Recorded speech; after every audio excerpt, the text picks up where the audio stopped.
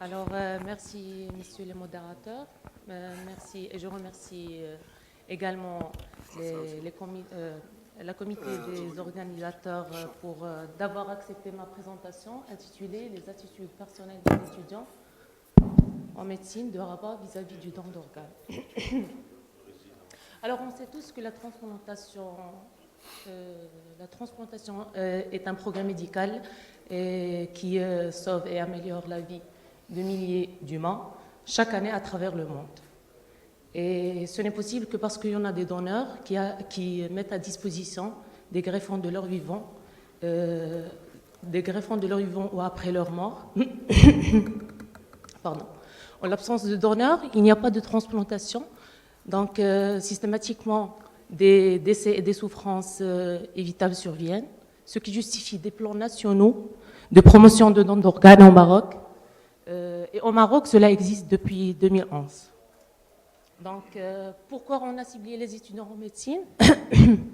Parce que tout simplement, c'est un sous-groupe homogène, particulier, d'abord par leur niveau d'instruction élevé, par leur contact avec les équipes soignantes, ainsi que c'est en son sein que vont se représenter,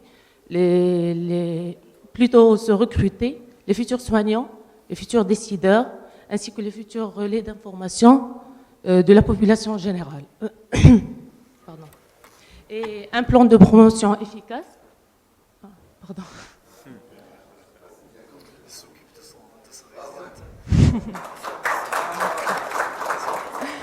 Et un plan de promotion efficace doit viser 100% d'attitudes favorables vis-à-vis du don d'organes et du don d'organes dans ce groupe qui représente le futur de la transplantation.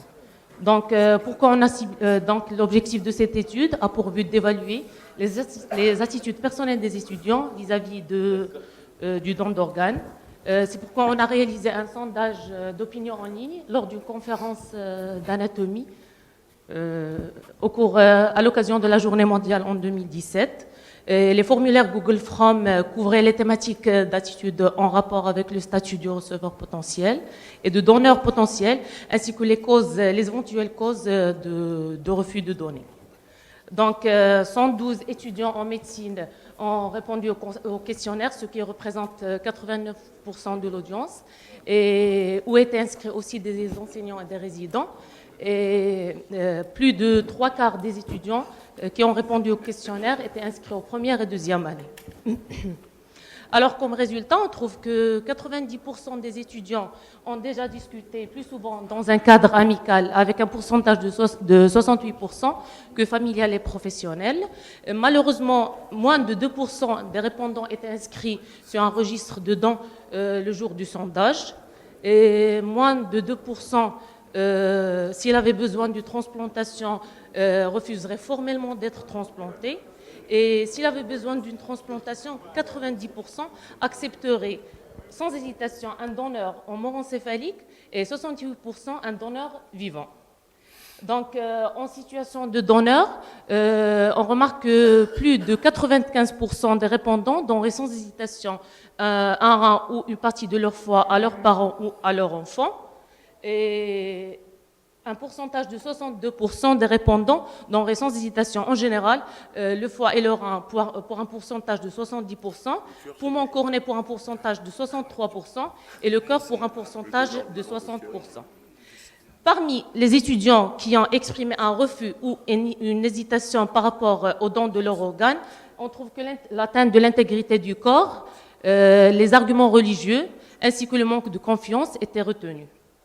Donc, en résumé, les étudiants en médecine qui sont censés être les futurs transplanteurs et les futurs décideurs sont seulement 62% qui donneraient sans hésitation une partie de leur organe et 2% seulement sont franchis le pas d'une inscription officielle sur un registre don.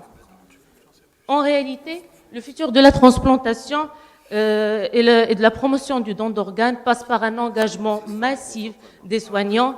Et pour finir, on peut dire que les facultés de médecine ont la responsabilité de former, informer, mais aussi d'inspirer les nouvelles générations. Et merci.